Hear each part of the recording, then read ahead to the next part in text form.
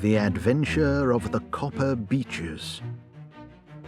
"To the man who loves art for its own sake," remarked Sherlock Holmes, tossing aside the advertisement sheet of the Daily Telegraph, "it is frequently in its least important and lowliest manifestations that the keenest pleasure is to be derived. It is pleasant to me to observe, Watson, that you have so far grasped this truth that in these little records of our cases which you have been good enough to draw up, and, I am bound to say, occasionally to embellish, you have given prominence not so much to the many corps célèbres and sensational trials in which I have figured, but rather to those incidents which may have been trivial in themselves, but which have given room for those faculties of deduction and of logical synthesis which I have made my special province." "And yet," said I, smiling, "I cannot quite hold myself absolved from the charge of sensationalism which has been urged against my records." "You have erred, perhaps," he observed, taking up a glowing cinder with the tongs and lighting with it the long cherry-wood pipe, which was wont to replace his clay when he was in a disputatious rather than a meditative mood. "You have erred, perhaps, in attempting to put colour and life into each of your statements, instead of confining yourself to the task of placing upon record that severe reasoning from cause to effect, which is really the only notable feature about the thing." "It seems to me that I have done you full justice in the matter," I remarked with some coldness, for I was repelled by the egotism which I had more than once observed to be a strong factor in my friend's singular character. "No, it is not selfishness or conceit," said he, answering, as was his wont, my thoughts rather than my words. "If I claim full justice for my art, it is because it is an impersonal thing, a thing beyond myself. Crime is common, logic is rare. Therefore it is upon the logic rather than upon the crime that you should dwell. You have degraded what should have been a course of lectures into a series of tales." It was a cold morning of the early spring, and we sat, after breakfast, on either side of a cheery fire in the old room at Baker Street. A thick fog rolled down between the lines of dun-coloured houses, and the opposing windows loomed like dark, shapeless blurs through the heavy yellow wreaths. Our gas was lit and shone on the white cloth and glimmer of china and metal, for the table had not been cleared yet. Sherlock Holmes had been silent all the morning, dipping continuously into the advertisement columns of a succession of papers, until at last, having apparently given up his search, he had emerged in no very sweet temper to lecture me upon my literary shortcomings. "At the same time," he remarked after a pause, during which he had sat puffing at his long pipe and gazing down into the fire, "you can hardly be open to a charge of sensationalism, for out of these cases which you have been so kind as to interest yourself in, a fair proportion do not treat of crime, in its legal sense, at all. The small matter in which I endeavoured to help the King of Bohemia, the singular experience of Miss Mary Sutherland, the problem connected with the man with the twisted lip, and the incident of the noble bachelor, were all manners which are outside the pale of the law. But in avoiding the sensational, I fear that you may have bordered on the trivial." "The end may have been so," I answered, "but the methods I hold to have been novel and of interest.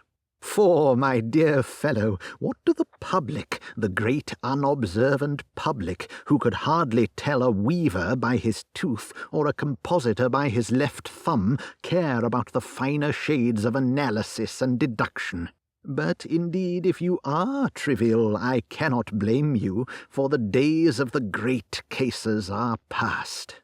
Man, or at least criminal man, has lost all enterprise and originality. As to my own little practice, it seems to be degenerating into an agency for recovering lost lead pencils and giving advice to young ladies from boarding schools. I think that I have touched bottom at last, however. This note I had this morning marks my 0 point, I fancy. Read it." He tossed a crumpled letter across to me.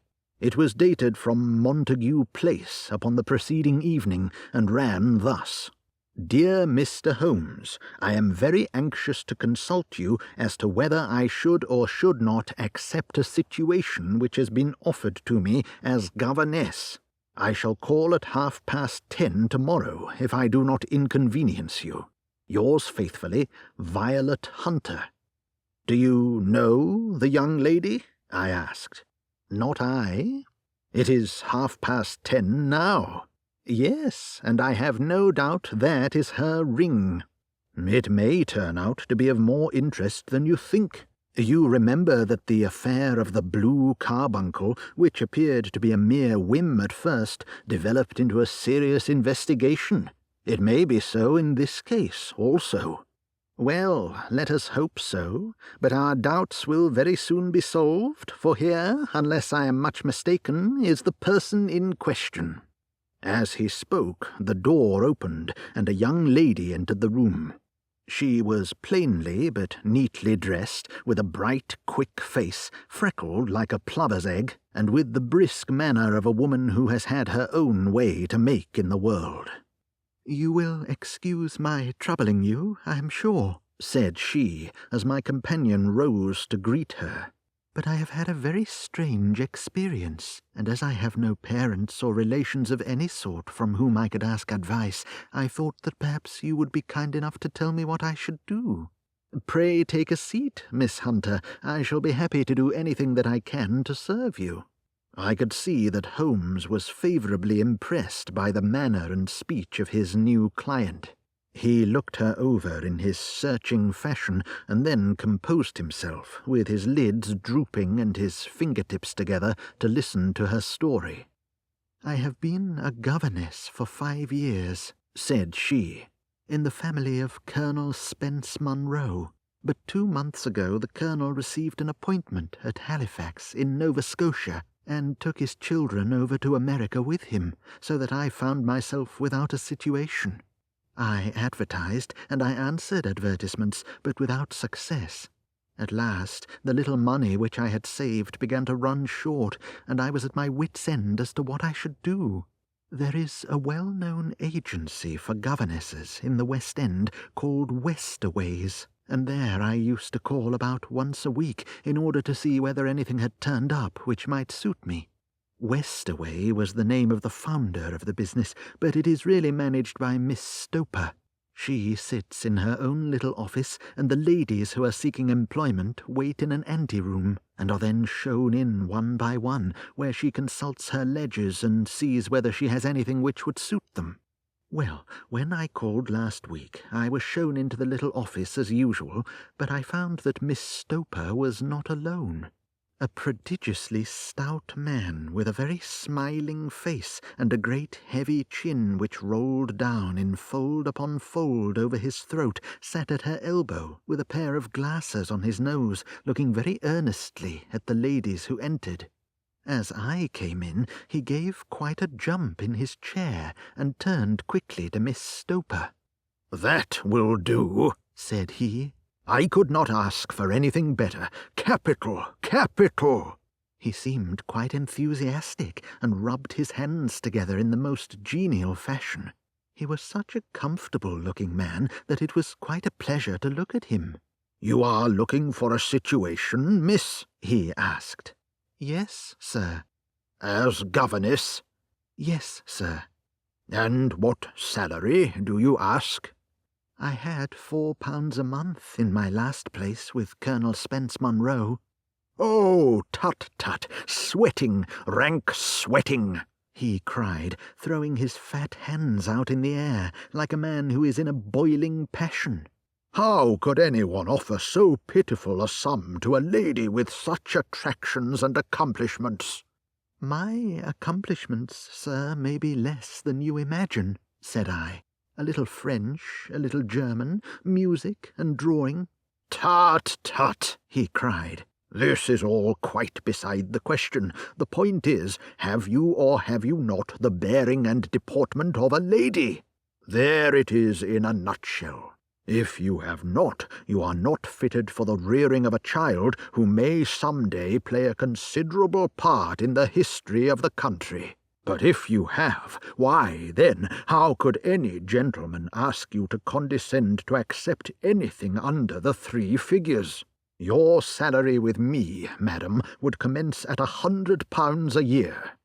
"You may imagine, Mr. Holmes, that to me, destitute as I was, such an offer seemed almost too good to be true. The gentleman, however, seeing perhaps the look of incredulity upon my face, opened a pocket-book and took out a note.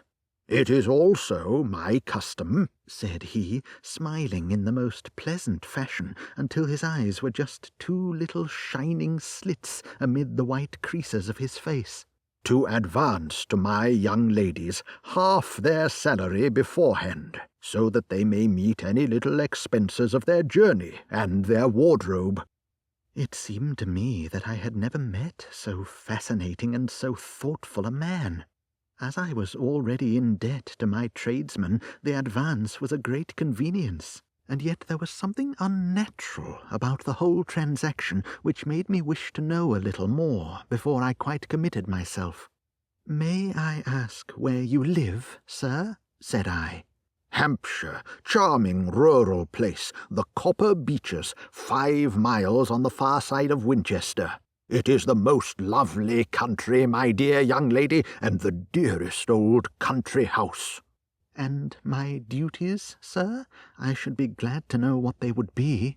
"One child, one dear little romper, just 6 years old. Oh, if you could see him killing cockroaches with a slipper. Smack, smack, smack, 3 gone before you could wink." He leaned back in his chair and laughed his eyes into his head again.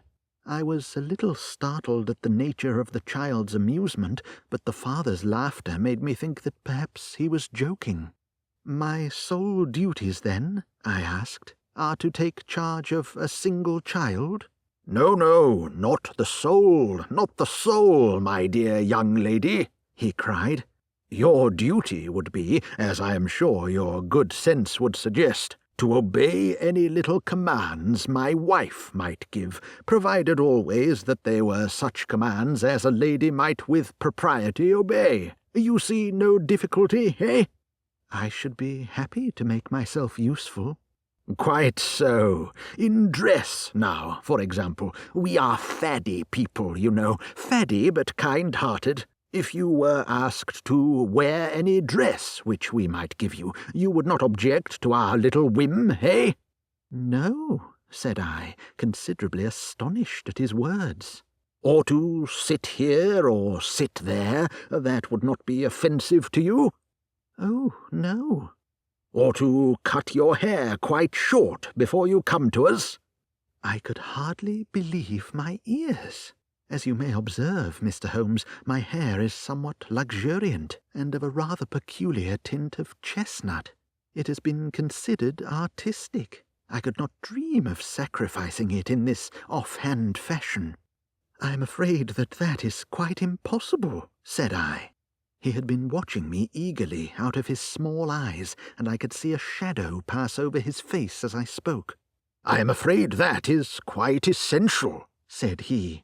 "It is a little fancy of my wife's, and ladies' fancies, you know, madam, ladies' fancies must be consulted.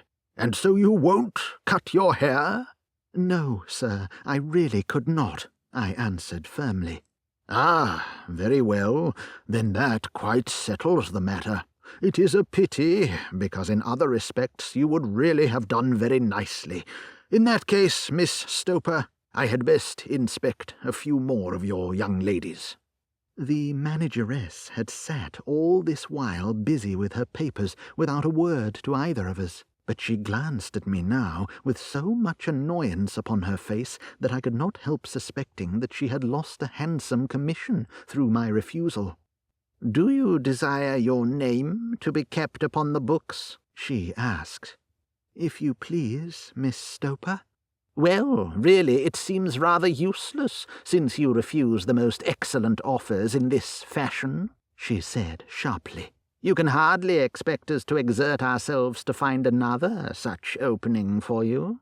Good day to you, Miss Hunter."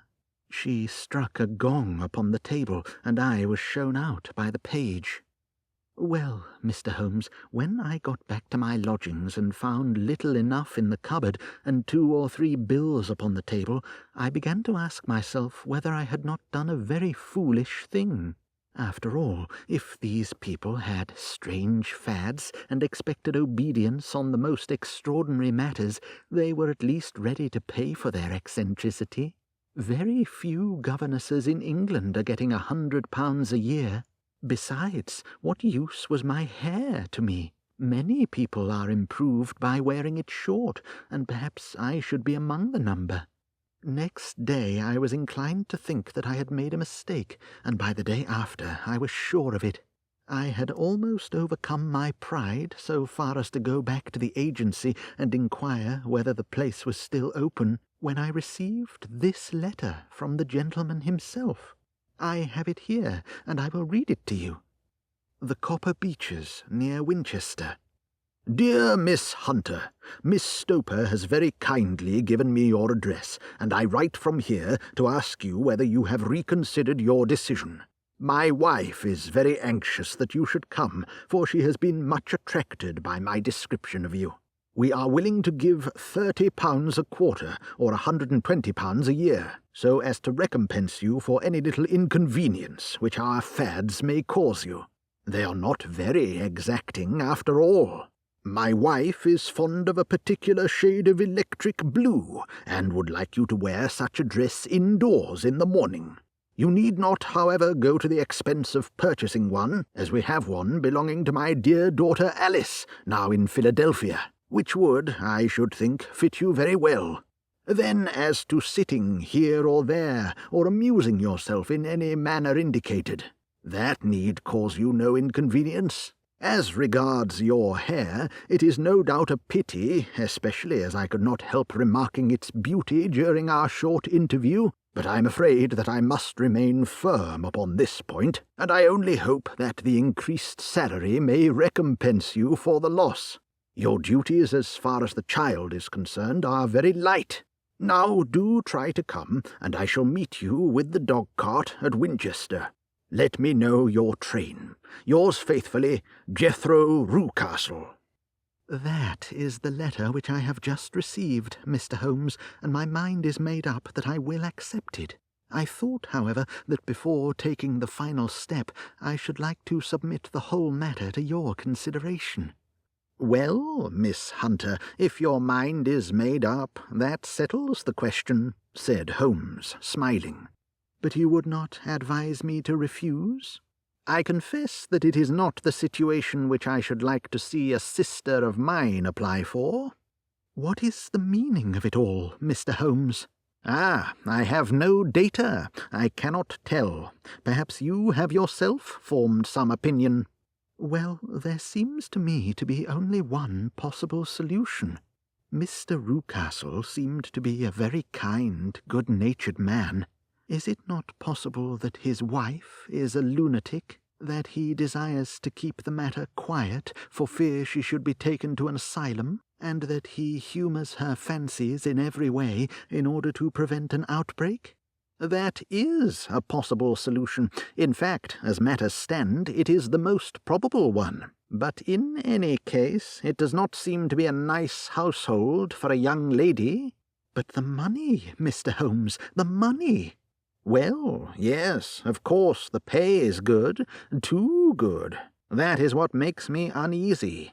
Why should they give you £120 a year when they could have their pick for £40? There must be some strong reason behind." "I thought that if I told you the circumstances, you would understand afterwards if I wanted your help. I should feel much stronger if I felt that you were at the back of me." "Oh, you may carry that feeling away with you. I assure you that your little problem promises to be the most interesting which has come my way for some months. There is something distinctly novel about some of the features. If you should find yourself in doubt or in danger—" "Danger? What danger do you foresee?" Holmes shook his head gravely. "It would cease to be a danger if we could define it," said he. "But at any time, day or night, a telegram would bring me down to your help." "That is enough." She rose briskly from her chair, with the anxiety all swept from her face. "I shall go down to Hampshire quite easy in my mind now. I shall write to Mr. Rucastle at once, sacrifice my poor hair tonight, and start for Winchester tomorrow."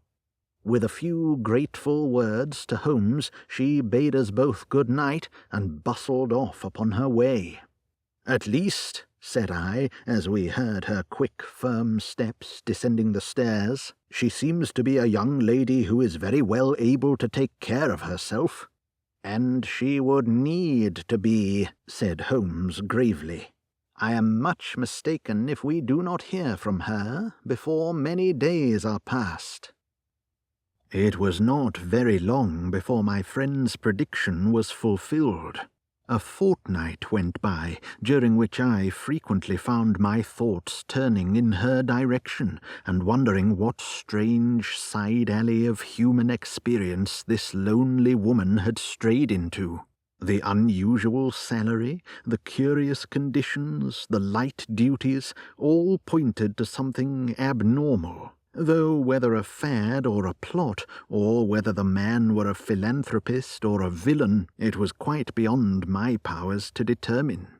As to Holmes, I observed that he sat frequently for half an hour on end, with knitted brows and an abstracted air, but he swept the matter away with a wave of his hand when I mentioned it. "Data, data, data," he cried impatiently. "I can't make bricks without clay." And yet he would always wind up by muttering that no sister of his should ever have accepted such a situation. The telegram which we eventually received came late one night, just as I was thinking of turning in, and Holmes was settling down to one of those all-night chemical researches, which he frequently indulged in, when I would leave him stooping over a retort and a test tube at night, and find him in the same position when I came down at breakfast in the morning. He opened the yellow envelope, and then, glancing at the message, threw it across to me. "Just look up the trains in Bradshaw," said he, and turned back to his chemical studies. The summons was a brief and urgent one. "Please be at the Black Swan Hotel at Winchester at midday tomorrow," it said. "Do come. I am at my wit's end. Hunter." "Will you come with me?" asked Holmes, glancing up. "I should wish to." "Just look it up, then." "There is a train at 9:30, said I, glancing over my Bradshaw. "It is due at Winchester at 11:30. "That will do very nicely. Then perhaps I had better postpone my analysis of the acetones, as we may need to be at our best in the morning." By 11 o'clock the next day we were well upon our way to the old English capital. Holmes had been buried in the morning papers all the way down, but after we had passed the Hampshire border, he threw them down and began to admire the scenery. It was an ideal spring day, a light blue sky flecked with little fleecy white clouds drifting across from west to east. The sun was shining very brightly, and yet there was an exhilarating nip in the air, which set an edge to a man's energy. All over the countryside, away to the rolling hills around Aldershot, the little red and grey roofs of the farmsteadings peeped out from amid the light green of the new foliage. "Are they not fresh and beautiful?" I cried, with all the enthusiasm of a man fresh from the fogs of Baker Street. But Holmes shook his head gravely. "Do you know, Watson," said he, that it is one of the curses of a mind with a turn like mine that I must look at everything with reference to my own special subject. You look at these scattered houses and you are impressed by their beauty. I look at them, and the only thought which comes to me is a feeling of their isolation, and of the impunity with which crimes may be committed there. "Good heavens!" I cried. "Who would associate crime with these dear old homesteads? They always fill me with a certain horror. It is my belief, Watson, founded upon my experience, that the lowest and vilest alleys in London do not present a more dreadful record of sin than does the smiling and beautiful countryside. You horrify me, but the reason is very obvious. The pressure of public opinion can do in the town what the law cannot accomplish. There is no lane so vile that the scream of a tortured child or the thud of a drunkard's blow does not beget sympathy and indignation among the neighbours. And then the whole machinery of justice is ever so close that a word of complaint can set it going, and there is but a step between the crime and the dock. But look at these lonely houses, each in its own fields, filled for the most part with poor ignorant folk who know little of the law. Think of the deeds of hellish cruelty, the hidden wickedness which may go on year in, year out in such places, and none the wiser. Had this lady who appeals to us for help gone to live in Winchester, I should never have had a fear for her. It is the 5 miles of country which makes the danger. Still, it is clear that she is not personally threatened. No, if she can come to Winchester to meet us, she can get away. Quite so, she has her freedom. What can be the matter, then? Can you suggest no explanation? I have devised 7 separate explanations, each of which would cover the facts as far as we know them, but which of these is correct can only be determined by the fresh information which we shall no doubt find waiting for us. Well, there is the tower of the cathedral, and we shall soon learn all that Miss Hunter has to tell. The Black Swan is an inn of repute in the High Street, at no distance from the station, and there we found the young lady waiting for us. She had engaged a sitting-room, and our lunch awaited us upon the table. "I am so delighted that you have come," she said earnestly. "It is so very kind of you both. But indeed I do not know what I should do. Your advice will be altogether invaluable to me." "Pray tell us what has happened to you." "I will do so, and I must be quick, for I have promised Mr. Rucastle to be back before 3. I got his leave to come into town this morning, though he little knew for what purpose." "Let us have everything in its due order." Holmes thrust his long, thin legs out towards the fire and composed himself to listen. "In the first place, I must say that I have met, on the whole, with no actual ill treatment from Mr. and Mrs. Rucastle. It is only fair to them to say that. But I cannot understand them, and I am not easy in my mind about them." "What can you not understand?" "Their reasons for their conduct. But you shall have it all just as it occurred. When I came down, Mr. Rucastle met me here and drove me in his dog-cart to the Copper Beeches. It is, as he said, beautifully situated, but it is not beautiful in itself, for it is a large, square block of a house, whitewashed, but all stained and streaked with damp and bad weather. There are grounds round it, woods on 3 sides, and on the 4th a field which slopes down to the Southampton high road, which curves past about 100 yards from the front door. This ground in front belongs to the house, but the woods all round are part of Lord Southerton's preserves. A clump of copper beeches immediately in front of the hall door has given its name to the place. I was driven over by my employer, who was as amiable as ever, and was introduced by him that evening to his wife and the child. There was no truth, Mr. Holmes, in the conjecture which seemed to us to be probable in your rooms at Baker Street. Mrs. Rucastle is not mad. I found her to be a silent, pale-faced woman, much younger than her husband, not more than 30, I should think, while he can hardly be less than 45. From their conversation I have gathered that they have been married about 7 years, that he was a widower, and that his only child, by the first wife, was the daughter who has gone to Philadelphia. Mr. Rucastle told me in private that the reason why she had left them was that she had an unreasoning aversion to her stepmother. As the daughter could not have been less than 20, I can quite imagine that her position must have been uncomfortable with her father's young wife. Mrs. Rucastle seemed to me to be colourless in mind as well as in feature.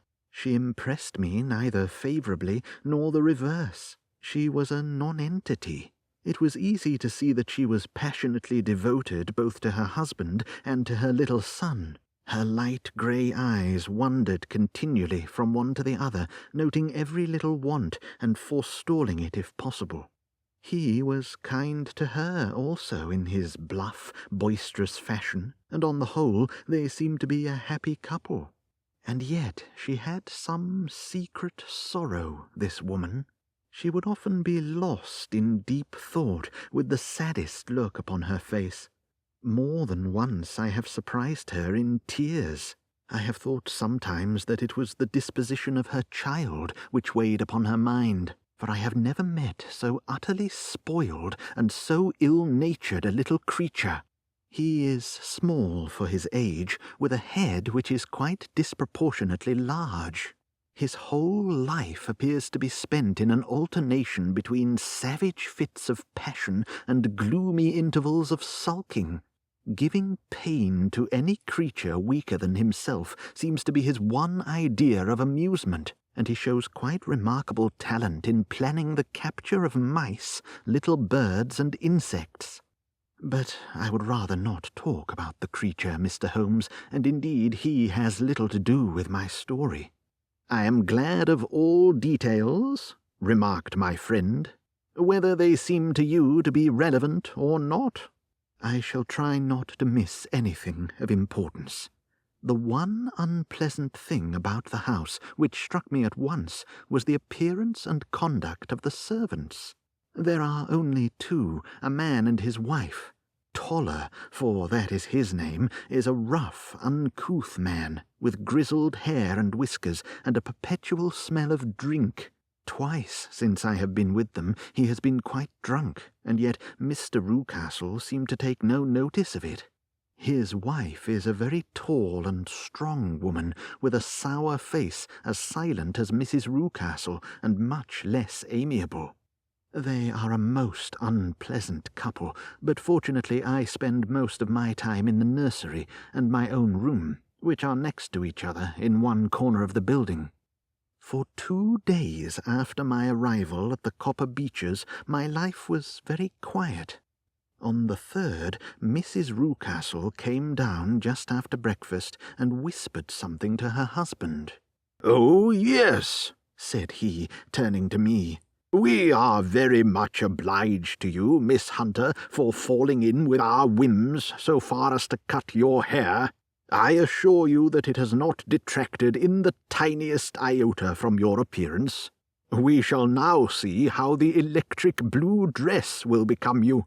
You will find it laid out upon your bed in your room, and if you would be so good as to put it on, we should both be extremely obliged." The dress which I found waiting for me was of a peculiar shade of blue. It was of excellent material, a sort of beige, but it bore unmistakable signs of having been worn before. It could not have been a better fit if I had been measured for it. Both Mr. and Mrs. Rucastle expressed a delight at the look of it, which seemed quite exaggerated in its vehemence. They were waiting for me in the drawing-room, which is a very large room, stretching along the entire front of the house, with 3 long windows reaching down to the floor. A chair had been placed close to the central window, with its back turned towards it.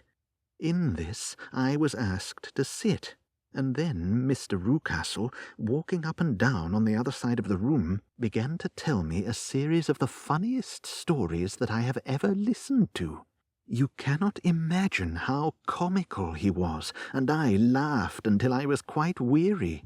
Mrs. Rucastle, however, who has evidently no sense of humour, never so much as smiled, but sat with her hands in her lap and a sad, anxious look upon her face. After an hour or so, Mr. Rucastle suddenly remarked that it was time to commence the duties of the day, and that I might change my dress and go to little Edward in the nursery. 2 days later, this same performance was gone through under exactly similar circumstances. Again I changed my dress, again I sat in the window, and again I laughed very heartily at the funny stories of which my employer had an immense repertoire, and which he told inimitably.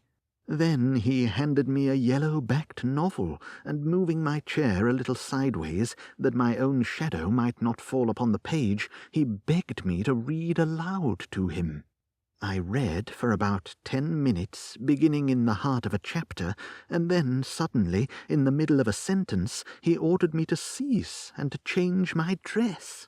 You can easily imagine, Mr. Holmes, how curious I became as to what the meaning of this extraordinary performance could possibly be. They were always very careful, I observed, to turn my face away from the window, so that I became consumed with the desire to see what was going on behind my back. At first it seemed to be impossible, but I soon devised a means. My hand mirror had been broken, so a happy thought seized me, and I concealed a piece of the glass in my handkerchief. On the next occasion, in the midst of my laughter, I put my handkerchief up to my eyes, and was able, with a little management, to see all that there was behind me. I confess that I was disappointed. There was nothing. At least, that was my first impression. At the second glance, however, I perceived that there was a man standing in the Southampton Road, a small bearded man in a grey suit who seemed to be looking in my direction. The road is an important highway, and there are usually people there. This man, however, was leaning against the railings which bordered our field, and was looking earnestly up. I lowered my handkerchief and glanced at Mrs. Rucastle, to find her eyes fixed upon me with a most searching gaze. She said nothing, but I am convinced that she had divined that I had a mirror in my hand, and had seen what was behind me. She rose at once.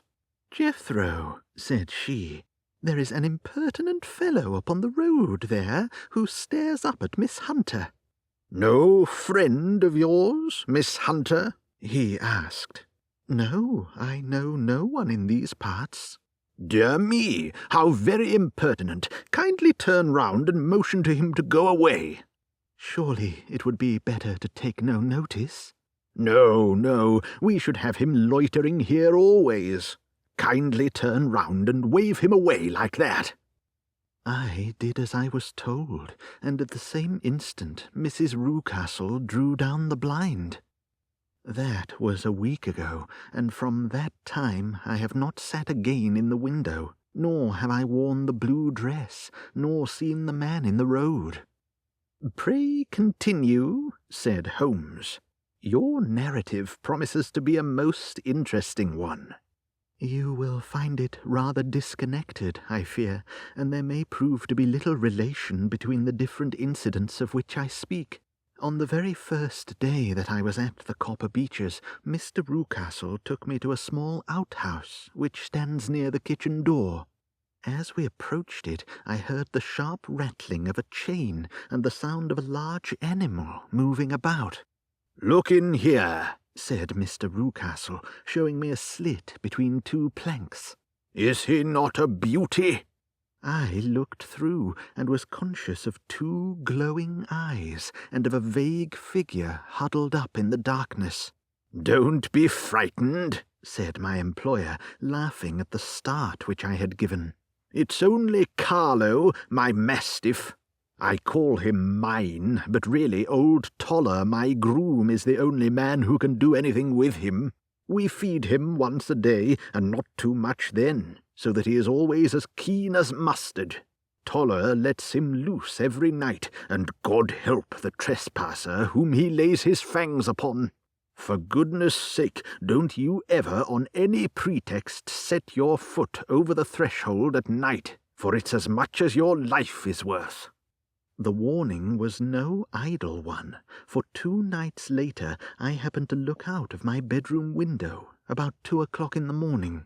It was a beautiful moonlit night, and the lawn in front of the house was silvered over and almost as bright as day. I was standing wrapped in the peaceful beauty of the scene when I was aware that something was moving under the shadow of the Copper Beeches. As it emerged into the moonshine, I saw what it was. It was a giant dog as large as a calf, tawny-tinted, with hanging jowl, black muzzle, and huge projecting bones. It walked slowly across the lawn and vanished into the shadow upon the other side. That dreadful sentinel sent a chill to my heart which I do not think that any burglar could have done. And now I have a very strange experience to tell you. I had, as you know, cut off my hair in London, and I had placed it in a great coil at the bottom of my trunk. One evening, after the child was in bed, I began to amuse myself by examining the furniture of my room and by rearranging my own little things. There was an old chest of drawers in the room, the 2 upper ones empty and open, the lower one locked. I had filled the first 2 with my linen, and as I had still much to pack away, I was naturally annoyed at not having the use of the 3rd drawer. It struck me that it might have been fastened by a mere oversight, so I took out my bunch of keys and tried to open it. The very first key fitted to perfection, and I drew the drawer open. There was only one thing in it, but I am sure that you would never guess what it was. It was my coil of hair. I took it up and examined it. It was of the same peculiar tint and the same thickness, but then the impossibility of the thing obtruded itself upon me. How could my hair have been locked in the drawer? With trembling hands I undid my trunk, turned out the contents, and drew from the bottom my own hair. I lay the 2 tresses together, and I assure you that they were identical. Was it not extraordinary? Puzzle as I would, I could make nothing at all of what it meant. I returned the strange hair to the drawer, and I said nothing of the matter to the Rucastles, as I felt that I had put myself in the wrong by opening a drawer which they had locked. I am naturally observant, as you may have remarked, Mr. Holmes, and I soon had a pretty good plan of the whole house in my head. There was one wing, however, which appeared not to be inhabited at all. A door which faced that which led into the quarters of the Tollers opened into this suite, but it was invariably locked. One day, however, as I ascended the stair, I met Mr. Rucastle coming out through this door, his keys in his hand, and a look on his face which made him a very different person to the round, jovial man to whom I was accustomed. His cheeks were red, his brow was all crinkled with anger, and the veins stood out at his temples with passion. He locked the door and hurried past me without a word or a look. This aroused my curiosity, so when I went out for a walk in the grounds with my charge, I strolled round to the side from which I could see the windows of this part of the house. There were 4 of them in a row, 3 of which were simply dirty, while the 4th was shuttered up. They were evidently all deserted. As I strolled up and down, glancing at them occasionally, Mr. Rucastle came out to me, looking as merry and jovial as ever. "Ah," said he, "you must not think me rude if I passed you without a word, my dear young lady. I was preoccupied with business matters."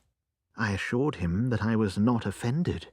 "By the way," said I, "you seem to have quite a suite of spare rooms up there. and one of them has the shutters up."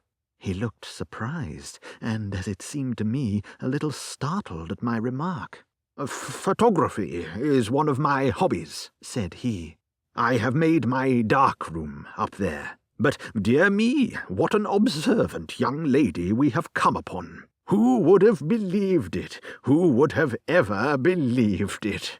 He spoke in a jesting tone, but there was no jest in his eyes as he looked at me. I read suspicion there, and annoyance, but no jest.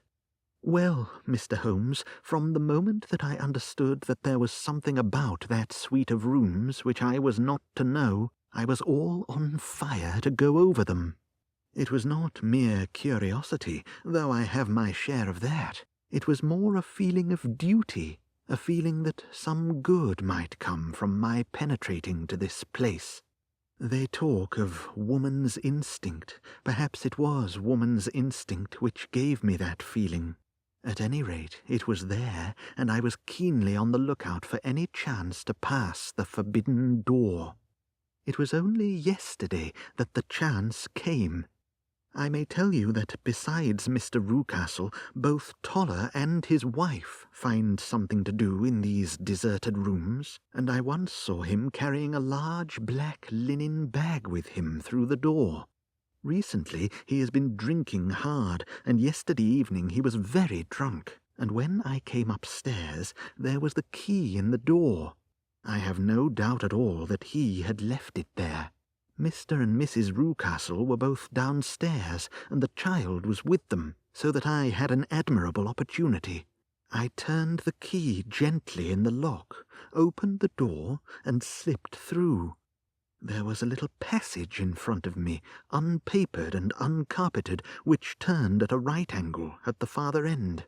Round this corner were 3 doors in a line, the first and third of which were open. They each led into an empty room, dusty and cheerless, with 2 windows in the one and one in the other, so thick with dirt that the evening light glimmered dimly through them. The centre door was closed, and across the outside of it had been fastened one of the broad bars of an iron bed, padlocked at one end to a ring in the wall, and fastened at the other with stout cord. The door itself was locked as well, and the key was not there. This barricaded door corresponded clearly with the shuttered window outside, and yet I could see by the glimmer from beneath it that the room was not in darkness. Evidently there was a skylight which let in light from above. As I stood in the passage gazing at the sinister door and wondering what secret it might veil, I suddenly heard the sound of steps within the room, and saw a shadow pass backward and forward against the little slit of dim light which shone out from under the door. A mad, unreasoning terror rose up in me at the sight, Mr. Holmes. My overstrung nerves failed me suddenly, and I turned and ran as though some dreadful hand were behind me, clutching at the skirt of my dress. I rushed down the passage, through the door, and straight into the arms of Mr. Rucastle, who was waiting outside. "So," said he, smiling, "it was you, then. I thought that it must be when I saw the door open." "Oh, I am so frightened," I panted. "My dear young lady, my dear young lady."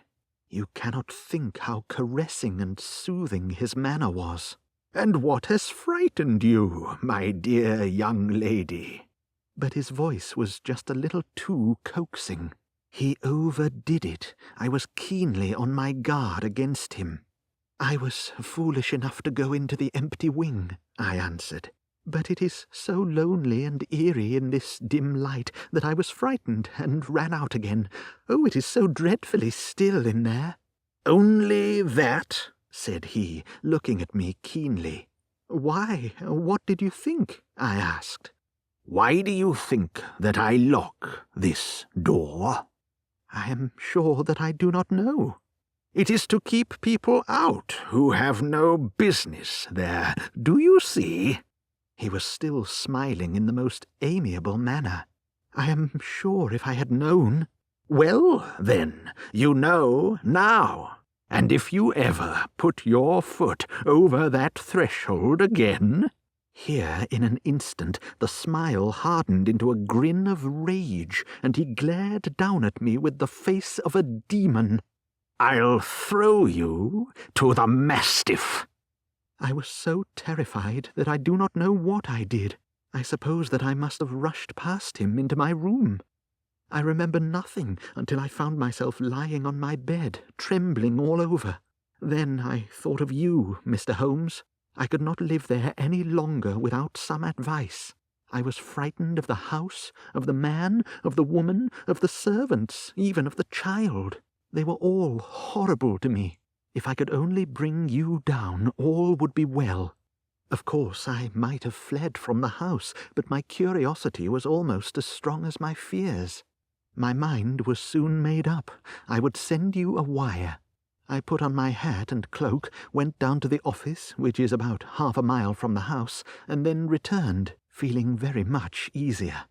A horrible doubt came into my mind as I approached the door, lest the dog might be loose. But I remembered that Toller had drunk himself into a state of insensibility that evening, and I knew that he was the only one in the household who had any influence with the savage creature, or who would venture to set him free. I slipped in safety, and lay awake half the night in my joy at the thought of seeing you. I had no difficulty in getting leave to come into Winchester this morning, but I must be back before 3 o'clock, for Mr. and Mrs. Rucastle are going on a visit and will be away all evening, so that I must look after the child. Now I have told you all my adventures, Mr. Holmes, and I should be very glad if you could tell me what it all means, and above all, what I should do. Holmes and I had listened, spellbound, to this extraordinary story. My friend rose now and paced up and down the room, his hands in his pockets, and an expression of the most profound gravity upon his face. "Is Toller still drunk?" he asked. Yes, I heard his wife tell Mrs. Rucastle that she could do nothing with him. "That is well. And the Rucastles go out tonight?" Yes. "Is there a cellar with a good strong lock?" Yes, the wine cellar. "You seem to me to have acted all through this matter like a very brave and sensible girl, Miss Hunter. Do you think that you could perform one more feat? I should not ask it of you if I did not think you a quite exceptional woman." "I will try. What is it?" "We shall be at the Copper Beeches by 7 o'clock, my friend and I. The Rucastles will be gone by that time, and Toller will, we hope, be incapable. There only remains Mrs. Toller, who might give the alarm. If you could send her into the cellar on some errand, and then turn the key upon her, you would facilitate matters immensely." "I will do it." "Excellent. We shall then look thoroughly into the affair. Of course, there is only one feasible explanation. You have been brought there to personate someone, and the real person is imprisoned in this chamber. That is obvious. As to who the prisoner is, I have no doubt that it is the daughter, Miss Alice Rucastle, if I remember right, who was said to have gone to America. You were chosen, doubtless, as resembling her in height, figure, and the colour of your hair. Hers had been cut off, very possibly in some illness through which she has passed, and so, of course, yours had to be sacrificed also. By a curious chance, you came upon her tresses. The man in the road was undoubtedly some friend of hers, possibly her fiancé, and, no doubt, as you wore the girl's dress and were so like her, he was convinced from your laughter whenever he saw you, and afterwards from your gesture, that Miss Rucastle was perfectly happy, and that she no longer desired his attentions. The dog is let loose at night to prevent him from endeavouring to communicate with her. So much is fairly clear. The most serious point in the case is the disposition of the child." "What on earth has that to do with it?" I ejaculated. "My dear Watson, you as a medical man are continually gaining lights as to the tendencies of a child by the study of the parents. Don't you see that the converse is equally valid? I have frequently gained my first real insight into the character of parents by studying their children.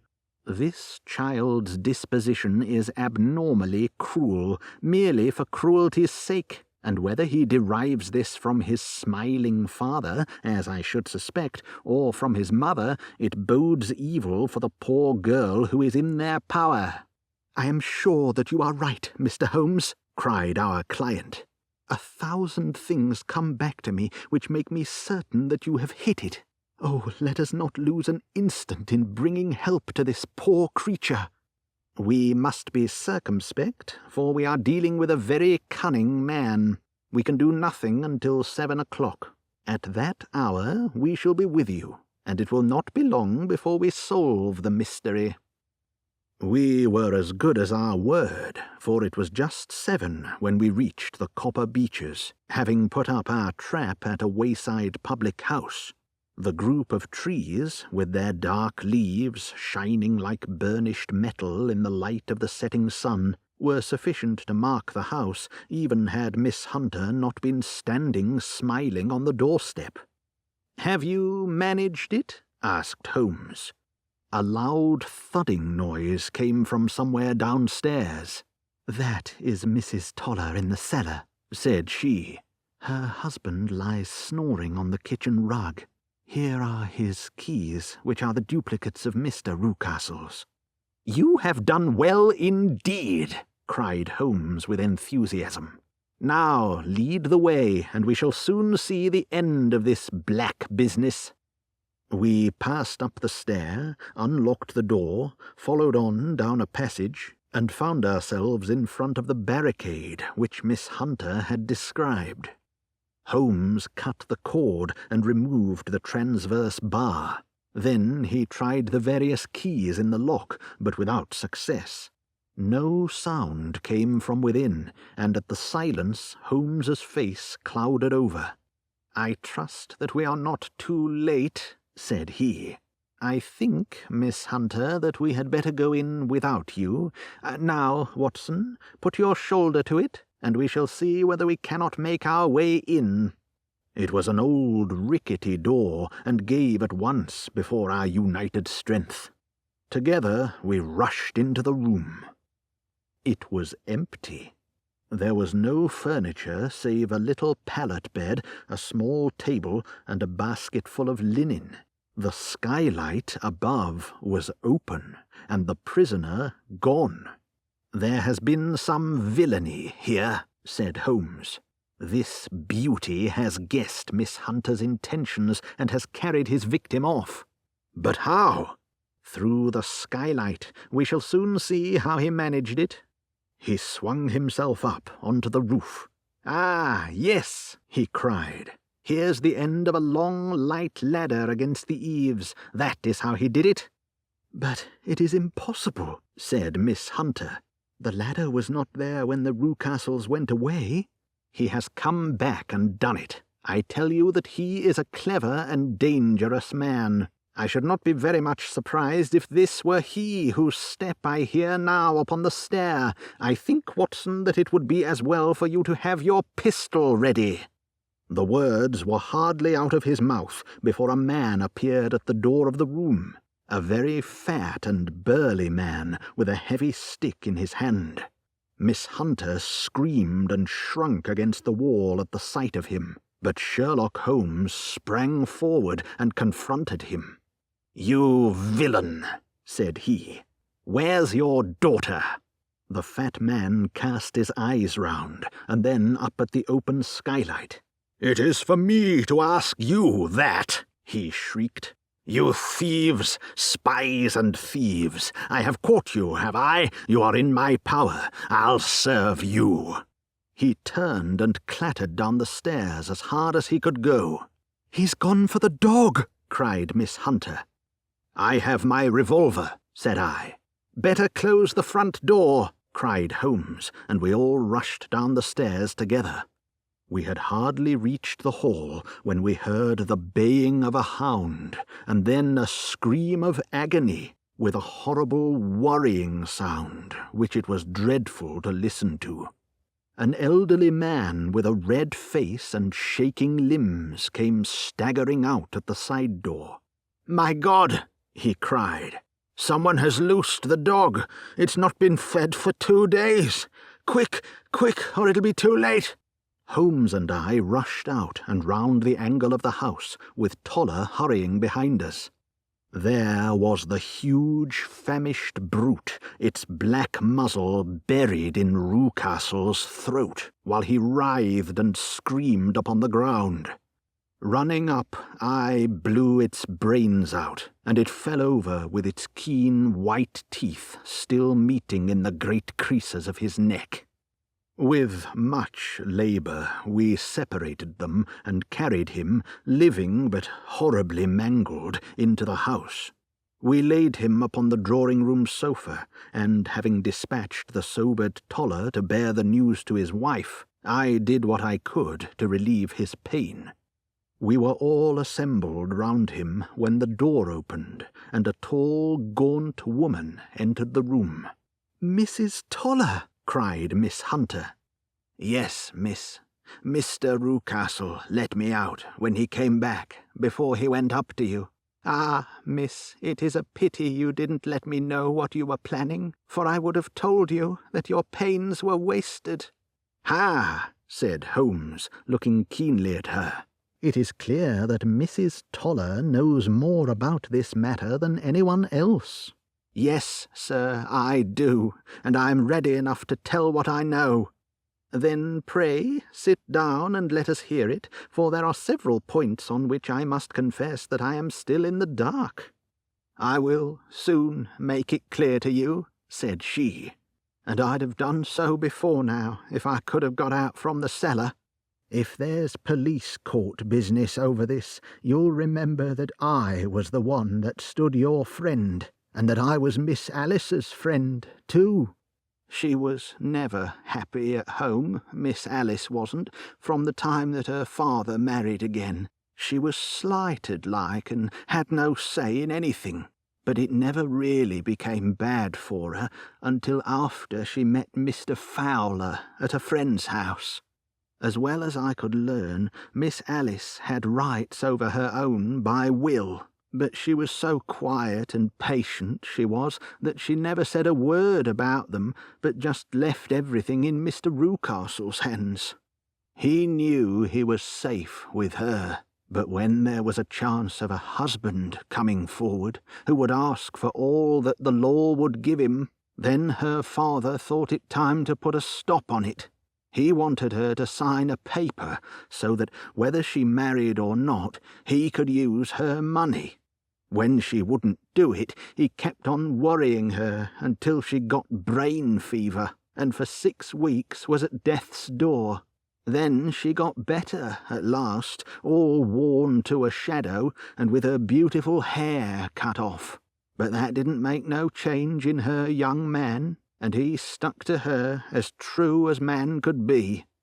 "Ah," said Holmes, "I think that what you have been good enough to tell us makes the matter fairly clear, and that I can deduce all that remains. Mr. Rucastle, then, I presume, took to this system of imprisonment." "Yes, sir." "And brought Miss Hunter down from London in order to get rid of the disagreeable persistence of Mr. Fowler." "That was it, sir. But Mr. Fowler, being a persevering man, as a good seaman should be, blockaded the house, and having met you, succeeded by certain arguments, metallic or otherwise, in convincing you that your interests were the same as his. Mr. Fowler was a very kind-spoken, free-handed gentleman," said Mrs. Toller serenely, "and in this way he managed that your good man should have no want of drink, and that a ladder should be ready at the moment when your master had gone out. You have it, sir, just as it happened. I am sure we owe you an apology, Mrs. Toller, said Holmes, for you have certainly cleared up everything which puzzled us. And here comes the country surgeon and Mrs. Rucastle. So I think, Watson, that we had best escort Miss Hunter back to Winchester, as it seems to me that our locus standi now is rather a questionable one. And thus was solved the mystery of the sinister house with the copper beeches in front of the door. Mr. Rucastle survived, but was always a broken man, kept alive solely through the care of his devoted wife. They still live with their old servants, who probably know so much of Rucastle's past life that he finds it difficult to part from them. Mr. Fowler and Miss Rucastle were married by special license in Southampton the day after their flight, and he is now the holder of a government appointment in the island of Mauritius. As to Miss Violet Hunter, my friend Holmes, rather to my disappointment, manifested no further interest in her when once she had ceased to be the centre of one of his problems, and she is now the head of a private school at Warsaw, where I believe that she has met with considerable success.